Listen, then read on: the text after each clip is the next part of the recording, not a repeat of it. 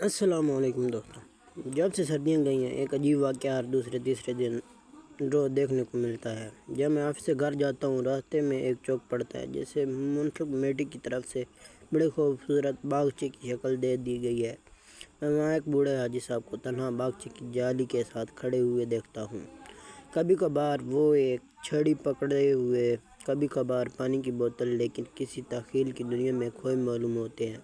ایک دو بار میں نے سلام کیا لیکن انہوں نے توجہ نہ دی۔ حاجی صاحب ایک بہت بڑا کاروبار رکھتے تھے، بھرپور کاروبار زندگی گزاری، ہر روز صبح سے لے کر شام تک مارکیٹ میں جمے رہتے۔ انہوں نے ایک دکان پر معمولی ملازمت سے مزدوری شروع کی، پھر ساری زندگی اتنی محنت کی کہ ان کا نام شہر کے نامور بیپاریوں میں گنا جانے لگا۔ اب وہ 60 کی عمر میں ہیں، ان کے بچے سارا کاروبار سنبھال چکے ہیں، وہ گزشتہ 3 سال سے کاروبار سے الگ ہو چکے ہیں۔ کل میں نے دیکھا وہ باغچے کی دیوار سے ٹیک لگائے بینچ پر بیٹھے۔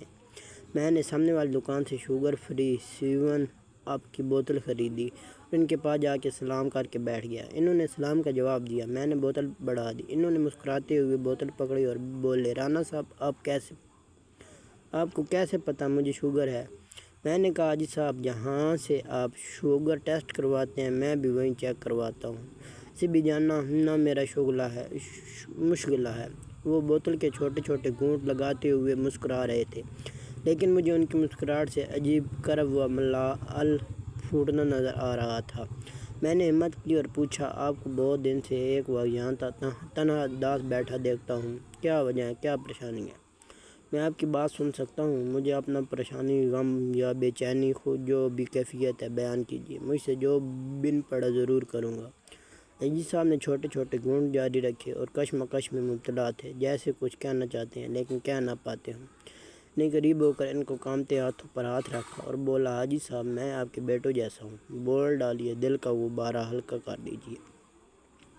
حاجی صاحب پھوٹ پھوٹ کر رو دیے۔ میں ان کو حوصلے دیتا رہا، ان کی ڈار سے بندھتا رہا۔ جب آنکھیں خوب بہہ چکی تو بولے، رانا صاحب میں نے بیٹوں کے لیے کنال کی کوٹھی بنائی ہے، لیکن مجھ سے ایک غلطی ہو گئی۔ یہ کہہ کر پھر سے رونے لگے۔ کچھ دیر بعد بولے، میں نے اپنے بیٹوں کے لیے لاکھوں روپے لگا کر کوٹھی بنا دی، لیکن اپنے لیے ایک کمرہ نہیں بنا سکا، مجھ سے غلطی ہو گئی۔ اب ایک کنال کی کوٹھی میں میرے لیے ایک کمرہ نہیں ہے۔ بہوئیں کہتی ہیں، چھت پر کمرہ خالی ہے، وہاں بستر لگا لو۔ اب میں 2 گھٹنوں کے ساتھ کیسے سیڑھیاں چڑھ کر جاؤں؟ مجبوراً بچوں کے کمرے میں سوتا ہوں، لیکن بچوں کی ماؤں نے پابندی لگائی ہے کہ جب تک بچے بڑھائی کے سو نہ جائیں اس وقت تک میرے کمرے میں نہیں جا سکتے۔ بس اب یہاں بیٹھ کر انتظار کرتا ہوں، جب 11 بجتے ہیں گھر چلا جاتا ہوں۔ چلو کوئی بات نہیں، بہت گزر گئی، اب کیا باقی؟ حاجی صاحب نے دکھی دل کے ساتھ ٹھنڈی آہیں بھرتے ہوئے من کا بوجھ ہلکا کر دیا۔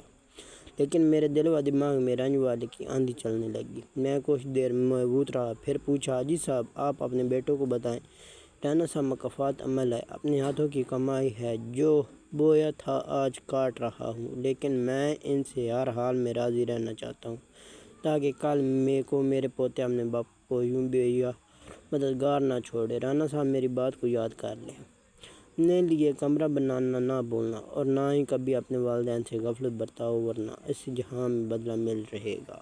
تو دوستو، اگر ہماری یہ سٹوری آپ کو پسند آئی تو چینل کو سبسکرائب اور ویڈیو کو لائک کر